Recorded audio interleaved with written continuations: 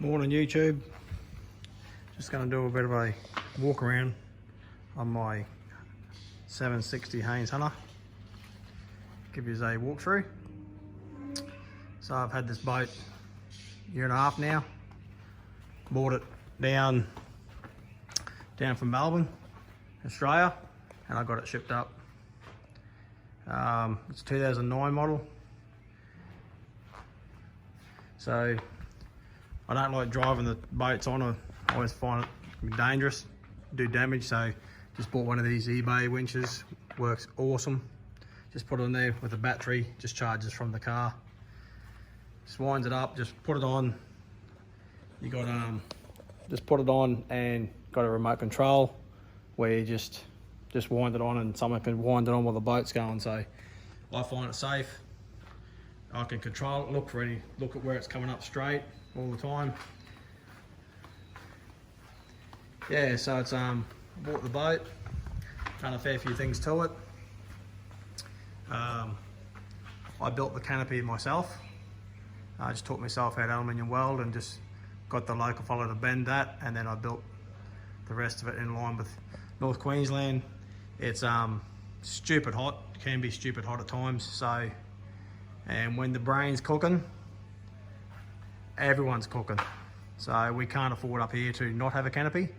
And I've had numerous boats which I've changed the designs over the years and come up with this idea that works for how we fish and what we do. We mainly chase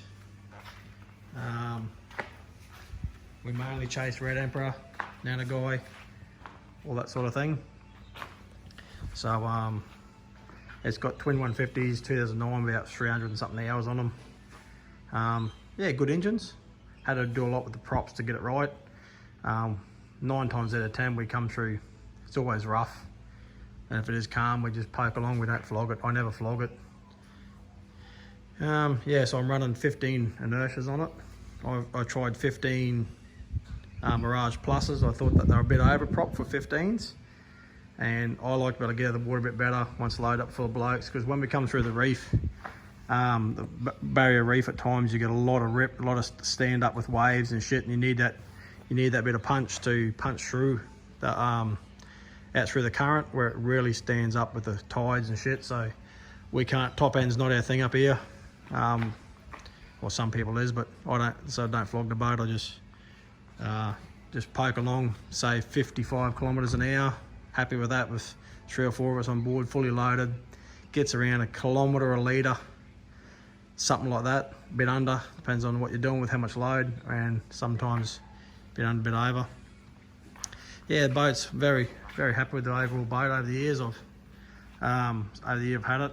It's my first big fiberglass boat. I've had a few Quintrexes and stuff, so I'll give you a walkthrough and show you some of the things the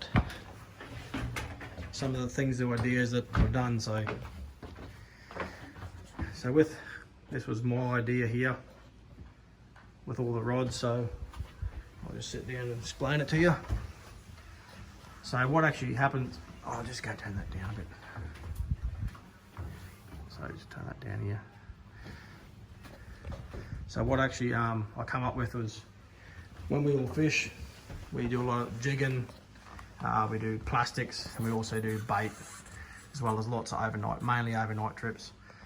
So I come up with the idea here. What we all do is, when we're all fishing, and so when we're all fishing and we're all down the back fishing, and everyone, sometimes we drift over the spots and we'll see the show of fish show up.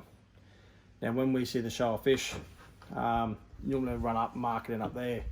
So I wanted the idea there, and I had a spare sounder from the other boat. So originally I put it up there, and with that idea, when you just mark it there, and it marks all the units, so you don't have to run up the front, run down the back. And also when we're all talking, we always found with the stereo on, a bit of music sometimes playing, you got a shit song on, run up the front, change the song, skip the song and whatever, which also pissed everyone off. So when I built this idea, I wanted to turn the stereo down there, I wanted to turn the lights on there, and I wanted to be able to mark the sounder there. Because, and even when we're going out, as you're even traveling out, people, all the blokes and the missus and everyone's down here tying their gear as we're heading out, whatever, and you're looking up there where we are, how long to go, all the stuff. And sometimes when we're looking around talking, if the mark comes up while we're traveling along, you can actually just mark that mark. And we've done this a lot to find new ground. See if someone's paying attention to the mark. He goes, oh, just see that? Scroll back, mark it in there, and we can be just talking, and our mate said, I'll just mark the spot in back there, which we've actually found good country from that. So I wanted everyone's rods up here, out of the way. So I just, and that works. You can put all the rods, everyone's up here. As you see, miles of headroom, just massive headroom, full arm length. No one, even the biggest, tallest man doesn't hit his head on it. It's up there. They don't swing, they don't do nothing. And what I also wanted was out of this was leader. I wanted the leader to come through and just put the leaders in two different 110, 80 pound. So when it's up there, you just pull it out and then just cut her off. You get the drift, you get the idea, cut her off. So this is also kill tank. So this is how we process our fish. We get the fish and we catch the fish, we catch it and we just fish straight into here, get the thing, cut their throats, just goes out the drain. And then for marking it, just put the lid on and just, I've burnt with the solder iron, I've burnt in. It's just, everything's got to be, everything 40, anything under 40, no go for us. 40 and over, yes, whatever size fish they are, whatever species. So this is touchscreen. Touch him on, touch him on, touch it on. It tells you the voltage of the batteries if you want to line up the two batteries. I've also got a Pro Sport 20 plus triple bank charger, which will run, goes in there, and then down this side we've got the Lone Star and all the isolators in there, little light on it, keep the soap down there in their rags, nice neat tucked away. We got the shower there for when we stay overnight, have a shower. We just sit on the outboards and shower it there. Pretty good. Things, we got these underfloor tanks. They're just the dumbest idea. Absolutely stupid. Put fish in them up North Queensland, and in 15 minutes, everyone's there spewing from the stink. Water gets in them. They drain, take ages to drain out. Just, you can't have it. I've just disconnected them all and I just use them for storage. Even when shit gets wet in there, you can't even use it for dry storage. Pull fish over the boat, water comes in here, gets down there, and just even starts to stink. Yeah, I'd rather have that as more fuel, something like that. I'd never order a boat with them in there. This idea here's got to go. That's just stupid. Live bait tank, we don't use it. It gets in the road. Wouldn't even just, yeah. Anyway, I'm changing that to a kitchenette, little idea to cook on. The front up here, I've done Lowrance HDS Live 12 and a HDS 7. Mounted them up with the Fusion, and also you got audio, so you get, goes into that audio, that's all connected through the networking if you want to just go through songs and stuff like that. Yeah, so this is 760. I use a 300 litre Isotech esky just because that does us all overnight for our fish, beers and everything like that. Yeah, so it's, oh, that was the other thing I was supposed to show you down here. I wanted this idea when we were also fishing with the leader. The sinkers, everyone says they bring their sinkers, just tip your sinkers in there, everyone knows where they are. You got leader, put your hooks in there, sinkers, it's just a quick station, everyone knows what knives are, everyone's got pliers, everyone knows where they are. Go through. So going back under here, awesome visibility on the boat with walk around. We actually bought it so we could do casting at the reef and stuff. Standing up here, you actually stand up on this deck high, so you look down into the boat with the step. It can be a little bit of a pain, but it's more benefits than less. And yeah, so good. The air pours through the front here. It's awesome. I'm gonna, believe it, even with these clears up here in Queensland, with that even open, it still gets hot in here. So I'm gonna make this a open that up so the wind can also blow sideways. Yes, it does, believe it or not, but that also stops breeze. Good. It's quite a, I wouldn't say it's the driest boat, so you just want to be able to zip up. They've got to stay on there. Down in the cabin, this is down inside. These pockets are awesome. Like heaps of space, nothing moves in this boat, even in the sea. Nothing comes out of these, nothing moves. Boat ride's good. So what I've done is I've set up a DC charger here that runs a separate battery for the fans, just to run fans all night. So the fans it's got more than enough room to sleep. My son's almost 6 foot and he sleeps in there. You can sleep in there. People sleep in the fan. It's quite good.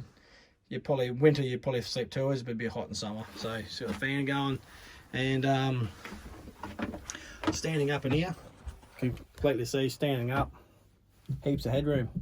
I'm 178 centimeters something, so standing up. Wife can easily come in. She gets changed in here and all the stuff, and so it's good for privacy as well.